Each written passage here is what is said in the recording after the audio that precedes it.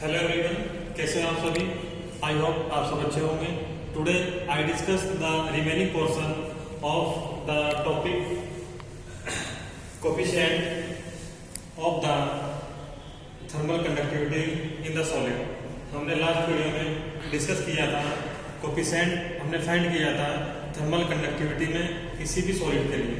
आज हम डिस्कस करेंगे आज एक शॉर्ट क्वेश्चन के लिए new topic temperature gradient, it's definition, units and dimensional formula. आज हम बात करेंगे ताप प्रवणता की परिभाषा और इसका मात्रक क्या होता है और इसका विमीय सूत्र क्या होता है। क्लियर। तो लास्ट वीडियो में हमने डिस्कस किया था थर्मल कंडक्टिविटी की डेफिनेशन और उसके एग्जांपल्स।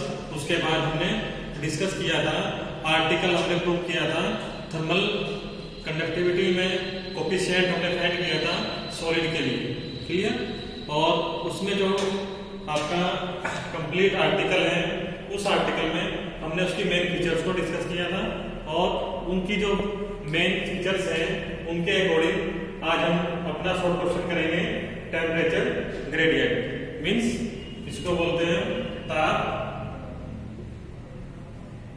प्रवणता। तो टेम्परेचर ग्रेडियंट की डेफिनेशन क्या होती है, इसका यूनिट, इसका फॉर्मूला, इसका डायमेंशनल फॉर्मूला, ये सब चीज डिस्कस करेंगे आज के इस सेशन में। क्लियर है। तो आइए शुरू करते हैं टेम्परेचर ग्रेडियंट। तो हमने आपको बताया था जब हमारे पास कोई सॉलिड में हमने रेक्टेंगुलर बार लिया था लास्ट टॉपिक में, और उस सॉलिड के लिए हमने कोई टू अपोजिट फेस ली थी, आपको अगर याद होगा फेस 1 और फेस 2, और उनके बिटवीन डिस्टेंस था हमारे dx। क्लियर है। और उन अपोजिट फेसिस के बीच जो टेम्परेचर डिफरेंस था वो कितना था, डेल्टा टी था। क्लियर। तो ये दो फंक्शन हमने आपको लास्ट सेशन में बताए थे। पहला क्या है, डिस्टेंस डेल्टा x, ये टू फेसिस के बीच में था, between the two opposite faces of a rectangular bar. Clear. तो ये चेंज था डिस्टेंस में, इसके बीच डिफरेंस था between the two opposite faces. Clear है। और डेल्टा टी क्या था, delta T is the change in temperature और between the two opposite faces of the rectangular bar. Clear है। तो ये दो फंक्शन हमने आपको लास्ट टॉपिक में बताए थे, डेल्टा टी और डेल्टा एक्स। क्लियर। तो ये जो डेफिनेशन है हमारी आज का जो टॉपिक है टेम्परेचर ग्रेडियंट मीन्स ताप प्रवणता, इसमें जो कंडीशन होगी आपकी, ये रेशो होगा delta T upon delta X का। Means change in temperature between the two opposite faces of the rectangular bar corresponding to the distance between the two opposite faces of the rectangular bar। इनका ratio है, तो ये क्या कहलाएगा, temperature gradient. Clear. आइए term देखते हैं, हमने जो स्पेशल टर्म नोट किए हैं। The rate of fall of temperature with distance between the to faces in the direction of flow of heat is called temperature gradient. Means ताप प्रवणता की जब हम बात करेंगे, ताप प्रवणता किसी भी सॉलिड में या किसी भी ठोस में क्या होती है, एक प्रकार का rate of flow of temperature. Means ताप के प्रवाह की दर क्या होगी, ताप प्रवाह की दर वो कितनी होगी, डेल्टा टी। क्लियर है। किस कंडीशन में है ये, distance between the two opposite faces in the direction of flow of the heat. तो जो डिस्टेंस है कितनी है, डेल्टा एक्स है between the two opposite faces. तो उनका जो रेशो है delta T means rate of flow of temperature with distance between the two opposite faces, वो कितनी है डेल्टा एक्स। तो सिंपल सी बात है, ताप प्रवाह की जो दर है किसी भी ठोस पदार्थ में डेल्टा टी और जो डिस्टेंस है उस पदार्थ में उनका जो रेशो है अनुपात है वो क्या कहलाएगा, ताप प्रवणता। क्लियर है, this is the temperature gradient. इसका जो फॉर्मूला है, फॉर्मूला हमने इक्वेशन नंबर ए में डिनोट किया है और इसके अकॉर्डिंग फॉर्मूला रहेगा temperature gradient equal delta T upon delta x. Clear है, तो ये इसका डेफिनेशन और ये इसका रिक्वायर्ड फॉर्मूला। क्लियर, अब बात करेंगे हम unit of temperature gradient. Unit of temperature gradient, ताप प्रवणता का मात्रक क्या होता है। तो जैसा कि आपको फॉर्मूले में दिया है डेल्टा टी, ये क्या है, ये एक प्रकार का टेम्परेचर डिफरेंस है। तो आपको पता है जब हम टेम्परेचर लेते हैं तो उसको या तो हम लेंगे केल्विन में या लेंगे हम सेल्सियस में, तो दो में उसको मेजर करते हैं। तो उसके लिए रहेगा डेल्टा टी के केल्विन और डेल्टा एक्स क्या है, ये क्या है, डिस्टेंस है। ये क्या है, डिस्टेंस है उन टू अपोजिट फेसेस के बीच। तो डिस्टेंस को हम किससे मेजर करते हैं, मीटर से या सेंटीमीटर से। क्लियर, तो जो उसका यूनिट है वो रहेगा केल्विन अपॉन मीटर, या हम ले सकते हैं degree Celsius upon metre. Clear है, तो सिंपली इसका डेफिनेशन, इसका फॉर्मूला और इसकी यूनिट, इसका मात्रक हमने आपको बताया। अब बात करेंगे हम इसके डायमेंशनल फॉर्मूला की। इसका विमीय सूत्र क्या होता है। तो टेम्परेचर ग्रेडियंट का जो फॉर्मूला है इक्वेशन नंबर 1 में हमने लिया है delta T upon delta x. Clear है, तो डेल्टा टी मींस टेम्परेचर और टेम्परेचर का मींस ताप का जो विमीय होता है, विमीय सूत्र होता है, वो कितना होता है, इसका जो सिंबल है कितना होता है, थीटा। कितना होगा, थीटा होगा और विद कोष्ठक ब्रैकेट। क्लियर, और जो हमारे पास डिस्टेंस है उसका जो विमीय संकेत है, डायमेंशनल सिंबल है, वो कितना होगा, कैपिटल एल विद कोष्ठक ब्रैकेट। क्लियर, तो ये हो जाएगा थीटा अपॉन कैपिटल एल। हम इसको इस प्रकार भी लिख सकते हैं, theta L inverse minus 1। Clear, तो ये क्या बन जाएगा, ये ताप प्रवणता का विमीय सूत्र बन जाएगा, theta L inverse minus 1 with कोष्ठक ब्रैकेट। तो ये था हमारा टेम्परेचर डेफिनेशन, ग्रेडियंट का डेफिनेशन, इसका फॉर्मूला और इसकी यूनिट और इसका डायमेंशनल फॉर्मूला। क्लियर, अब बात करेंगे हम इसमें, आपका लास्ट टॉपिक था कोफिशिएंट ऑफ थर्मल कंडक्टिविटी। अब इसकी जो डेफिनेशंस हैं अकॉर्डिंग टू द फॉर्मूला, तो ये शॉर्ट क्वेश्चन के लिए बार बार पूछते हैं एग्जाम में, definition of coefficient of thermal conductivity means उसमें चालकता गुणांक की परिभाषा बताइए। क्लियर है, तो इसके लिए आपने जो लास्ट सेशन में आर्टिकल प्रूव किया था उसकी हेल्प से आपको ये डेफिनेशन देनी है।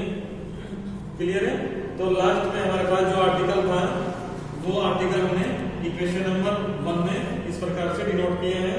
ये आपके पास रिक्वायर्ड एक्सप्रेशन था, वहां पे ये delta theta upon delta T में था, मींस इस प्रकार से आपने फंक्शन लिया होगा।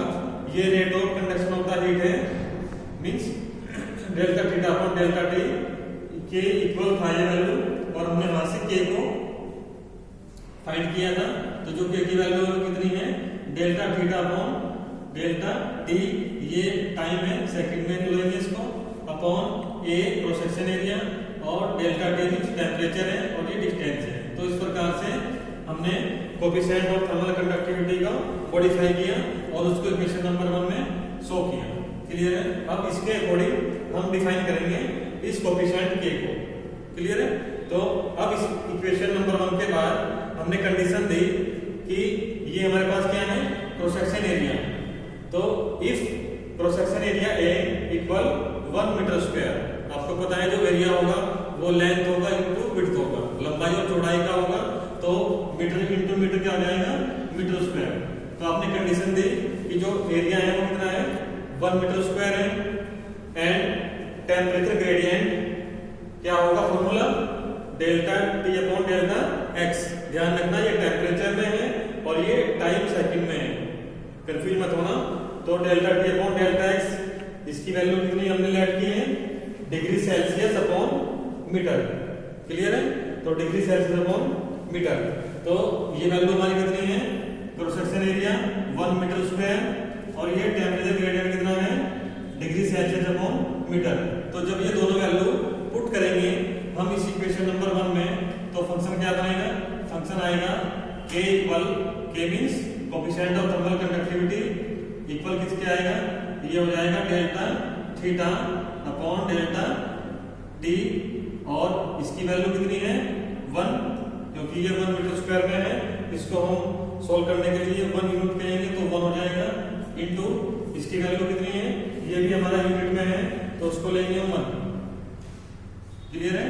अब ये 1 इंटू 1 बन जाएगा और सोल्व करने के बाद क्या आएगा, सोल्व करने के बाद आएगा k equal delta theta upon delta T, यही तो आएगा, ये आपकी इक्वेशन नंबर 2।